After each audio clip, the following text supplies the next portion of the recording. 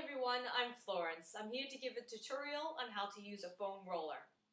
Foam rollers are found in most commercial gyms, and you can also purchase them for home use from most sporting stores with prices starting from $15 coming up to about $50.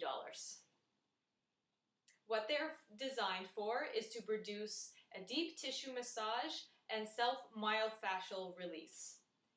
Often the massage done from a foam roller is comparable to something that you would receive from a professional massage therapist. However, it's more convenient and a little bit more affordable to use a foam roller. Now, fascial tissues are tissues that surround the muscle and joints that give it its structure and integrity. These fibers often become very tense due to strenuous exercise or prolonged sitting. This can often develop into very sore little points, often called trigger points or knots, which give reduced mobility, poor flexibility, and quite a lot of soreness and pain. As well as using a foam roller can help create circulation and increase blood flow within the muscle tissues, which can help speed recovery and reduce the soreness suffered after post-exercise. So as great as foam rollers can be, they have to be used with caution because people often find that they are very aggressive and actually can cause a lot of pain. To the point in which the muscles that you're trying to relax end up seizing up. And so there's a few little pointers and things to consider and certain techniques that you can use in order to receive the full benefits of a foam roller without causing any problems. So starting with the low back, place the foam roller onto the floor. We're going to place the roller just where your hip meets the low back. Keep that core nice and tight and hold on just like you're into a nice crunch, keeping that back nice and straight. Breathe, relax, keep that core nice and tight and slowly roll just until you reach where your ribs meet the low back. Then slowly roll back. Keep going until you find a source of tension and quite a lot of pain. Don't roll directly on to those trigger points, but rather just the areas that surround it. Just hold there for a while and then slowly just rock side to side to help release the tension. Next, moving on to working the calf muscles. You can take the roller underneath the leg, come up onto your hands, and gently roll up and down the muscle. If you need a little bit more weight and a deeper pressure, just gently go on one leg.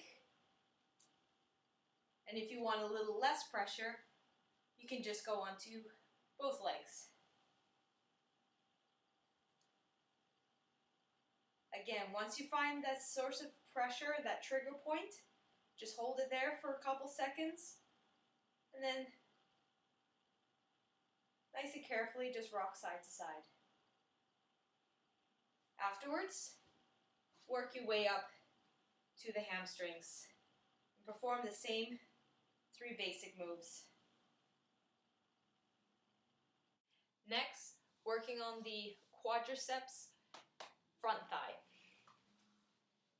Now I find that the front thigh tends to be quite tight, at least for me, so rather than just aggressively rolling up and down the muscle, I rather focus on holding and rocking to ease that tension.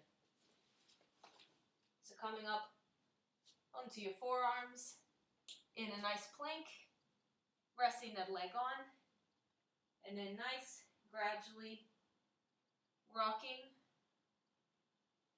or rolling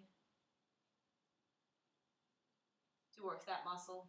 One, working the glutes. Same idea. Rather than just rolling, just rock side to side to release that tension.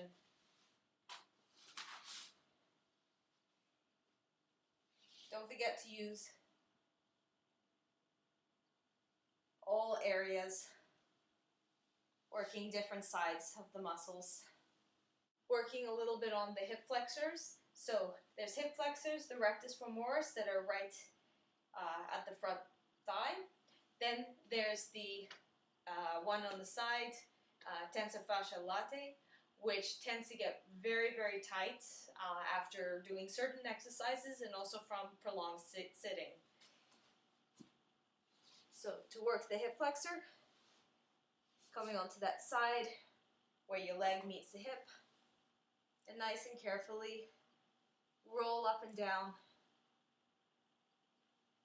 to release the tension of that muscle. Then, final spot, right underneath the arm, where the upper back and shoulder is. Perform the same 3 techniques. So rolling, hold those trigger points, breathe, relax, just gently rock side to side. It's that muscle.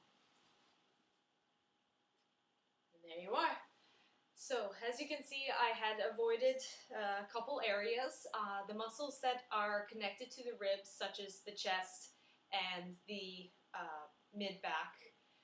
And I also avoided any areas around the neck. I do think that those are quite fragile, and it would be very aggressive to use a foam roller to help stretch those muscles. So I would recommend doing more static stretches, incorporation in your routine, rather than using the foam roller.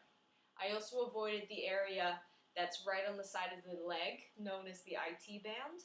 That's a spot that does get very, very sore and very, very tense for most people.